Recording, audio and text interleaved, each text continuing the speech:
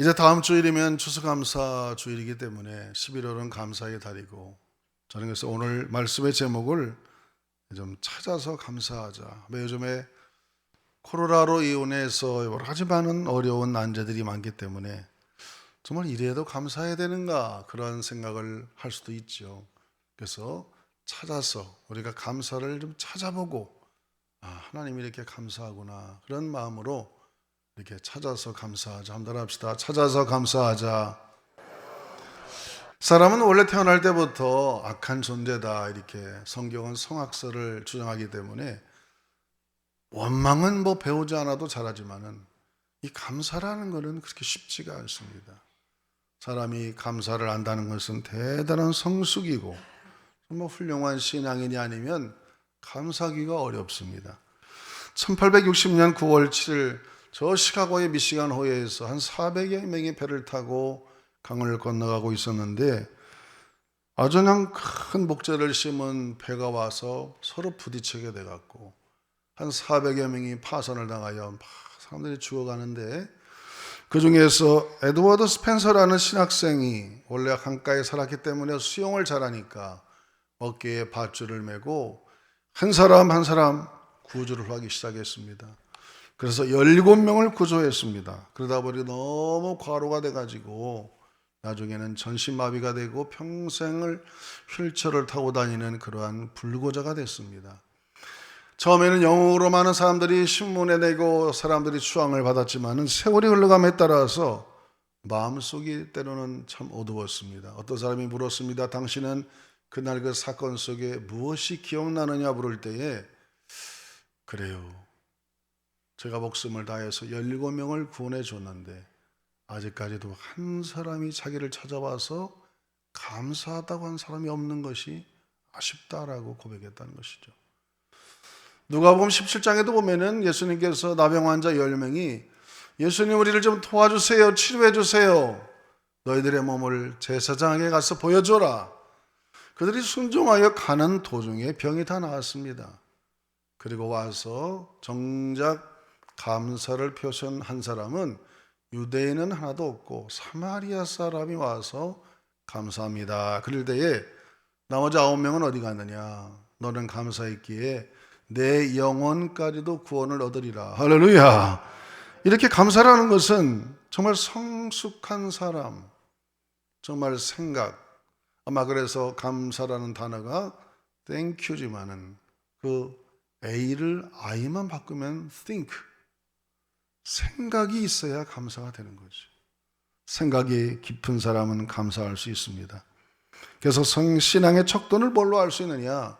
그 사람이 얼마만큼 하나님에 대한 은혜를 깨닫고 감사를 잘하는가. 그 사람의 감사를 보면 그 사람의 신앙의 척도를 우리가 때로는 짐작할 수 있습니다. 말세가 되면 될수록 사람들의 마음은 점점 식어지고 또 감사가 없어진다. 디모데후서 3장 1절 2절의 말씀을 우리 한번 읽어보겠습니다. 디모데후서 3장 1절 2절. 너는 이것을 알라. 말세에 고통하는 때가 이르러 사람들이 자기를 사랑하며 돈을 사랑하며 자랑하며 교만하며 비방하며 부모를 거역하며 감사하지 아니하며 거룩하지 아니하며. 그렇죠.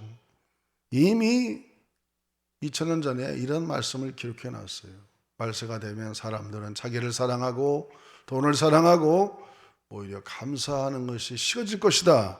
그래서 우리는 이렇게 11월 달을 감사의 달로 정하여 어떻게 해서든지 우리의 신앙의 성숙, 하나님의 은혜를 생각해 보고 감사하자는 것입니다. 오늘 시편 107편은 이것은 이스라엘 민족이 우상 숭배로 인하여 남유다가 망했습니다.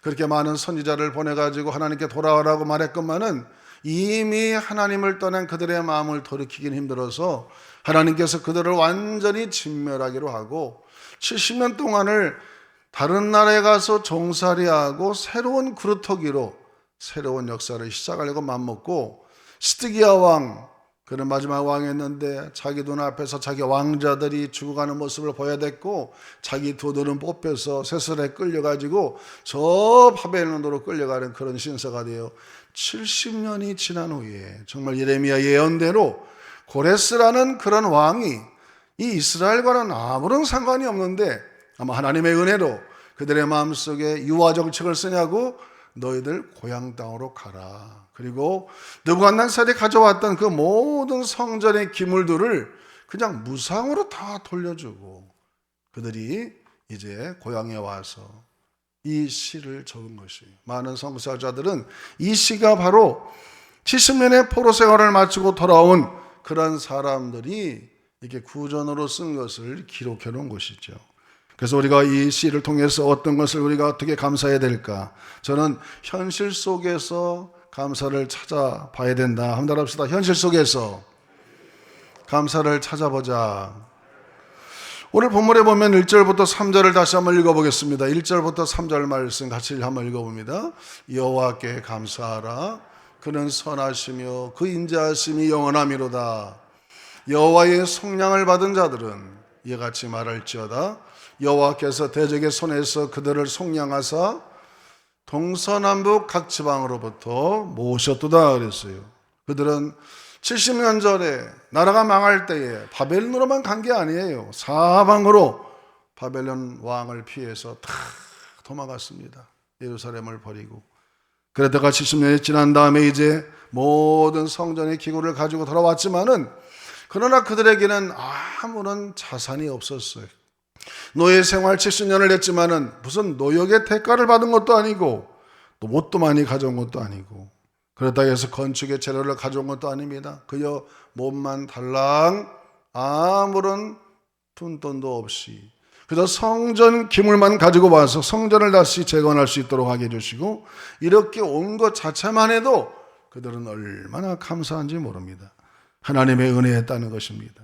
정말 내가 여기에 온 거 하나님의 은혜고 우리 힘으로는 어떻게 고레스 왕, 그 페르시아의 왕 느부갓네살 바벨론을 무너뜨린 그 엄청난 나라를 우리가 어떻게 그들과 해방할 수 있었을까? 이것은 전적인 하나님의 은혜다. 그래서 하나님 은혜에 대해서 그들이 하나님께 감사하는 것입니다.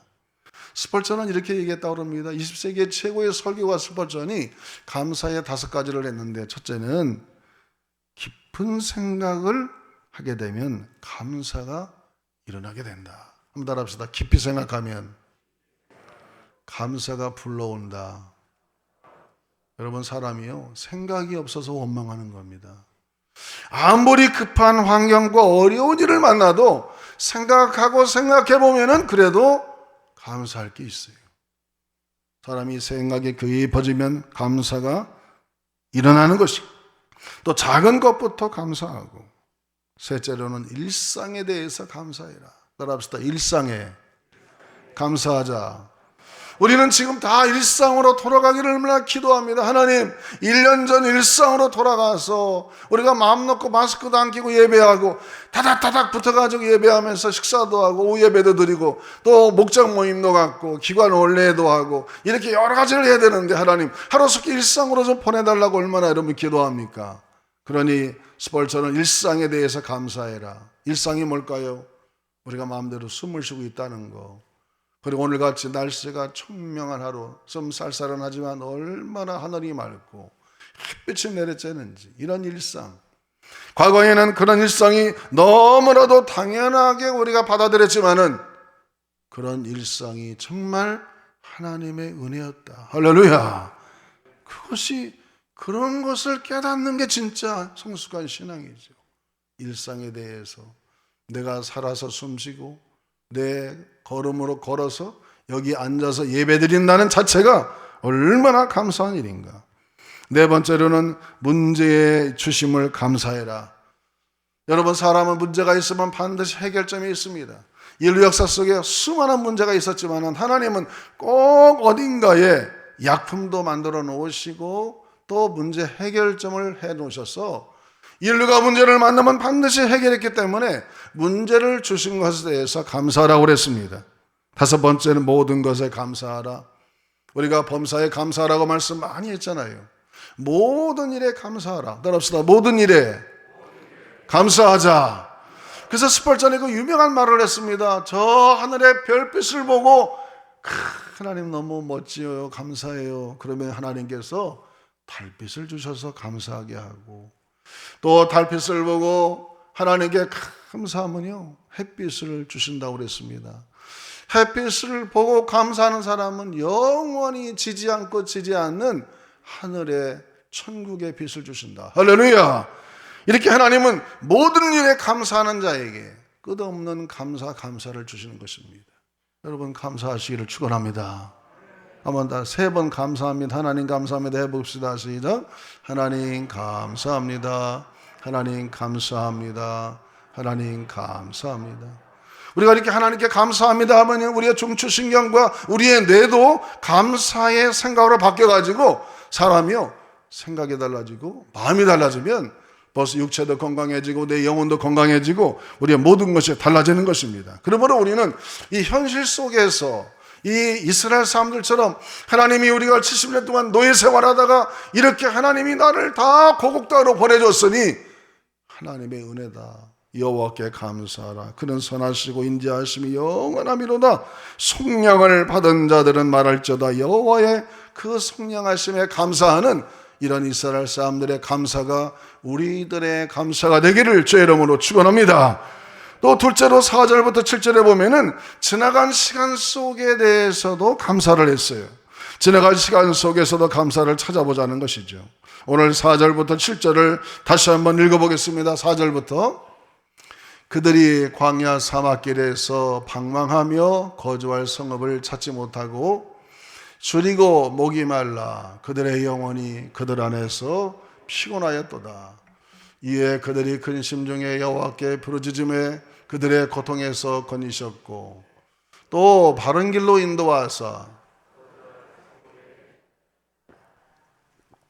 아멘이십니까? 그렇습니다. 이스라엘 사람들은 초막절이라는 게 있어요. 그게 추수감사절입니다. 1년의 추수를 다 마치고 이렇게 천막을 치고 그 안에 들어가서 부모님들이 구전으로 자녀들에게 얘기하는데 그 얘기할 때 가장 주제가 뭐냐? 이 출애굽 사건 40년 광야 이야기를 꼭 해준다는 거죠. 우리가 원래는 430년 동안 애굽의 노예에 있었다. 그러던 어느 날 하나님의 은혜로 우리를 다 애굽에서 나오게 하시고 광야에서 40년을 살았는데 우리가 요단강 건너가면 천국을 얘기하잖아요. 우리가 사는 인생이 다 광야의 삶입니다. 그 광야에는 수많은 문제가 터지죠.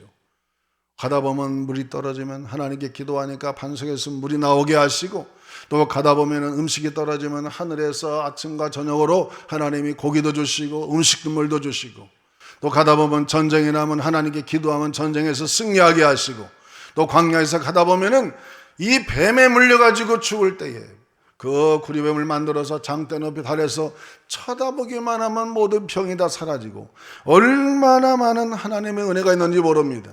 또 어디로 가야 될지 갈 바를 알지 못할 때에 하나님께서 구름과 불기둥으로 그들을 40년 동안 인도하셨으니 하나님께서 40년 동안 우리 민족과 함께 하시고 우리를 돌봐주신 그 은혜를 너희들은 절대로 잃어버려서는 안 된다. 그 은혜를 감사해야 된다. 이렇게 자녀들에게 교육한다는 것이죠. 여러분 광야 40년의 인생을 이렇게 다른 면으로 보면요 원망스러운 인생이 될 수 있어요.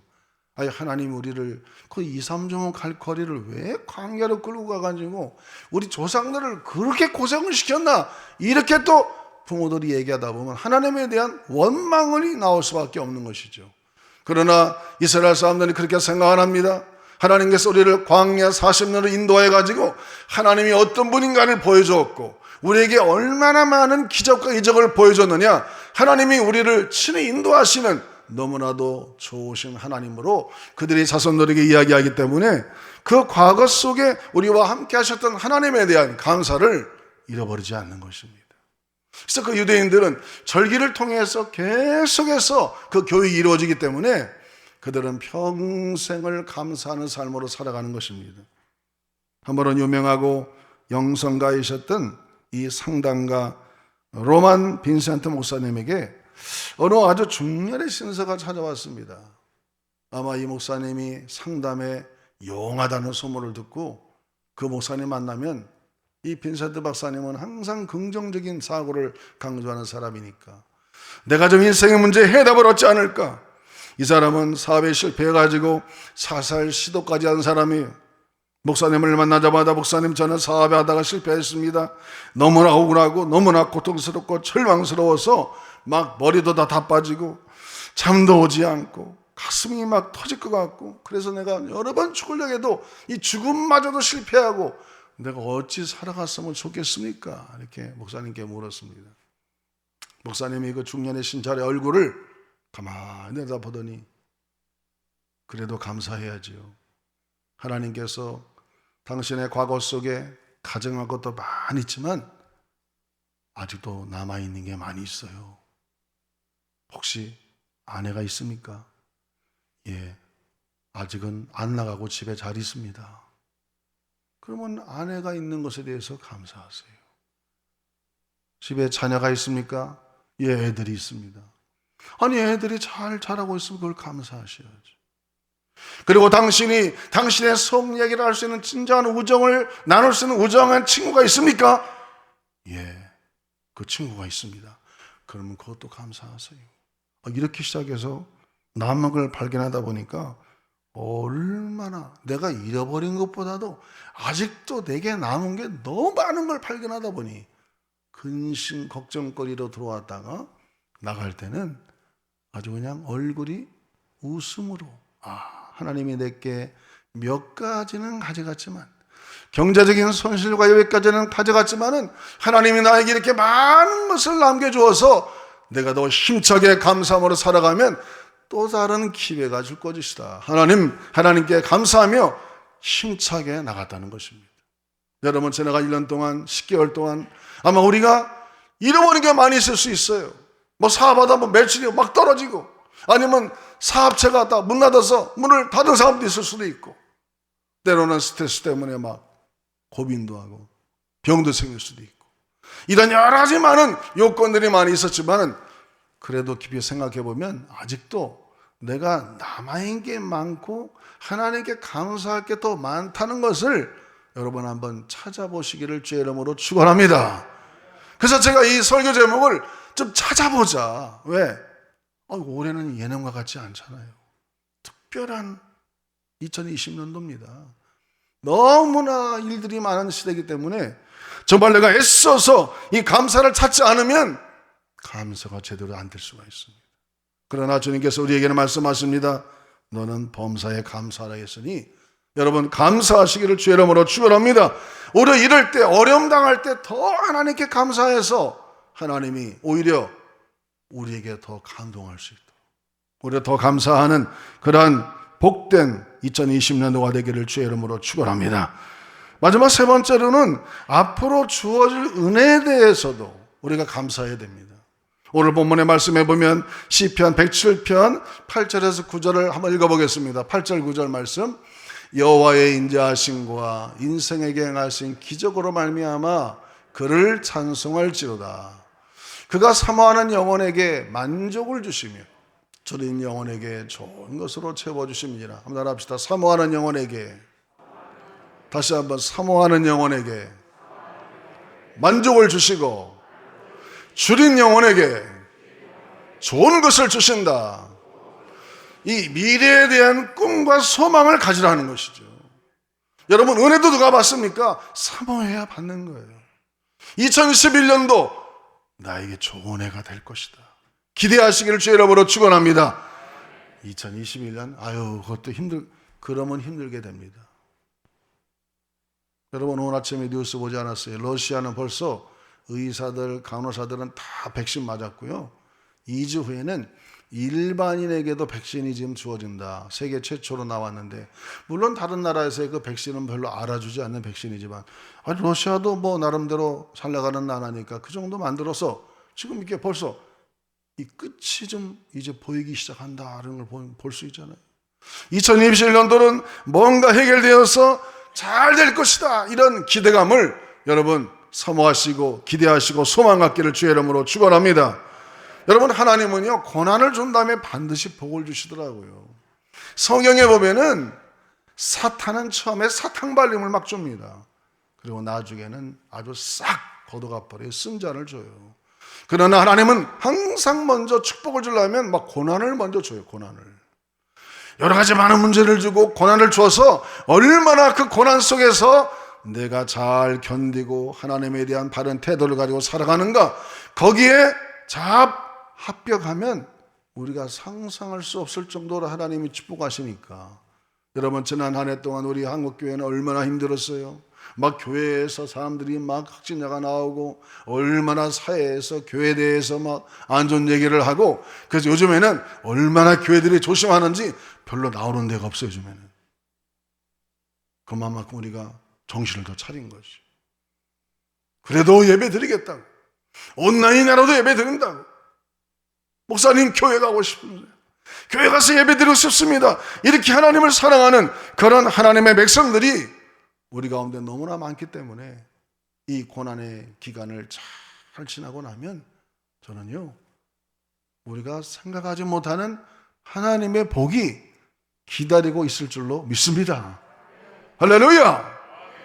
사모하는 영혼에게 은혜를 주시고 만족을 주신다고 그랬으니까 그걸 믿어야겠죠. 성경에 주석가 있던 매튜 헨리는 이런 말을 했습니다.